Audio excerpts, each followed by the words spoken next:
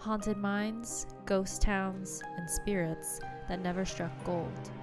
Welcome to the paranormal side of the gold rush. In 1848, a glint of gold in the American River near Sutter's Mill in California sparked a frenzy that would change history. James W. Marshall, a carpenter working for John Sutter, made the discovery that launched the California gold rush. News spread like wildfire, first across the United States, then around the world. Within a year, thousands of hopeful prospectors, known as 49ers, poured into California, chasing dreams of fortune. What began as a quiet find in the Sierra foothills ignited one of the greatest mass migrations in American history. The story was, in 1848, John Sutter was having a sawmill built along the American River in Coloma, California, approximately 50 miles east of present-day Sacramento. On January 24th, his carpenter, James W. Marshall, found flakes of gold in a stream bed. Sutter and Marshall agreed to become partners and try to keep their discovery a secret, but news soon spread. Thousands of fortune seekers overran his property, and his goods and livestock were stolen or destroyed. Sutter was left bankrupt by 1852. Prospectors perilously traveled from the east by sailing around Cape Horn, or risked disease hiking across the Isthmus of Panama. Many of those traveling on the 2,000-mile-long overland route saw death by cholera or run-ins with Native Americans. By 1853, 250,000 49ers had arrived at the California goldfields. The work was backbreaking, and mining camps were lawless and violent. Although it was estimated that some $2 billion in gold was extracted, few prospectors truly struck it rich. As mining deposits were exhausted and machinery replaced manual labor, many towns soon became ghost towns. By the end of the decade, the gold rush was mostly over. The massive influx of people during this time period dramatically changed California's demographics. Settlers came from China, Europe, and South America. This gave rise to many cities and towns, with San Francisco gaining particular prominence. Some consider the gold rush an important factor in California gaining statehood in 1850. The Holbrook Hotel in Grass Valley. First founded as the Golden Gate Saloon in 1852, it was a popular watering hole for gold seekers, gamblers, cowboys, and madams. A hotel was added in the back, and it was named the Holbrook after its owner. The hotel has seen its fair share of notable guests. It has hosted Mark Twain in Room 2, infamous outlaw Black Bart in Room 9, and 4 U.S. presidents, Grover Cleveland, James Garfield, Ulysses S. Grant, and Benjamin Harrison. The former manager, who also managed another haunted hotel, the National Exchange Hotel, considers himself a skeptic, but admits to experiencing an unexplainable feeling in Room 15. He and his colleague felt a very off sensation, a muffling of sound like when you cup your hands over your ears that happened immediately as they entered the room. The next day, a housekeeper reported having her cleaning interrupted by the room's door continually opening by itself, with security footage confirming that no one was around. The restaurant at the Golden Gate Saloon is also no stranger to paranormal events. Smoke-like clouds have been spotted clustered around the ceiling, and the wine glasses will start violently shaking on their own. At the hotel's cellar bar, the Iron Door, patrons have reported seeing and hearing a female spirit in the women's bathroom. The bar was reputed to have been a brothel and speakeasy, as well as the town's morgue during the winter when the ground was too frozen over to dig graves. The Del Oro Theater. Adorned in Art Deco modern-style architecture, the theater has been a landmark in downtown Grass Valley since it opened its doors in 1942. It was named after the surrounding area's connection to gold, with oro being Spanish for gold. Despite a renovation in the 1970s, the theater retained its original charm, including an ornate ceiling mural, a phone booth, and Art Deco light fixtures. Other debatable charms include several resident ghosts and underground passageways. One commonly seen specter is a woman who is believed to have fallen or been pushed from the fire escape at the side of the building. A local tour guide of haunted locations was standing with the group under the marquee of the theater telling a story, when a large quantity of popcorn gently floated down from the sky like large snowflakes, carpeting the sidewalk in front of the theater. The tour guide was suspicious it was a prank by a member of the theater staff, but upon questioning both the theater manager and other employees, he learned that no one had access to the roof besides the manager, who was in possession of the key all evening long. Empire Mine State Historic Park. This park is the home to one of the oldest, deepest, and richest gold mines in California. Located in Grass Valley, it was in operation for over 100 years. Miners extracted 5.8 million ounces of gold before it closed in 1956. For reference, a standard gold bar weighs 400 troy ounces.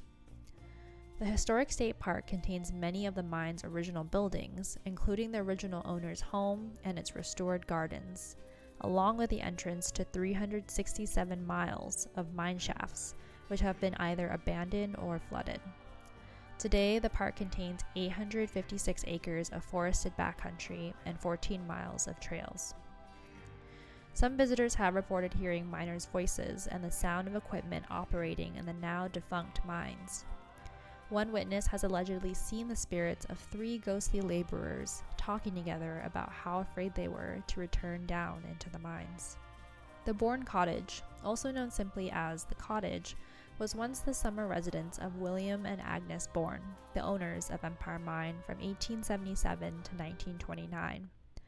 The residence was a reflection of the Bournes' rich and active social life, as evidenced by the lovely gardens, residences, tennis court, and clubhouse. Today, it also functions as a popular wedding site. If you don't mind having your wedding at a reportedly haunted cottage, this could be a great option. Docents have reported feeling a ghostly presence in the house, hearing the creaking of floorboards, and random cold drafts with no obvious source or explanation. St. Joseph's Cultural Center. Nestled in the gold mining town of Grass Valley sits this former convent, orphanage, and school. It was the site of Northern California's only orphanage at the time when it opened in 1866, and primarily housed children left homeless due to mining accidents. Formerly known as Mount St. Mary's Academy, it is rumored to be haunted by some of its former residents. Dangerous mine conditions during the gold rush left many children without parents, and within the first year of opening, it had already become home to 70 children.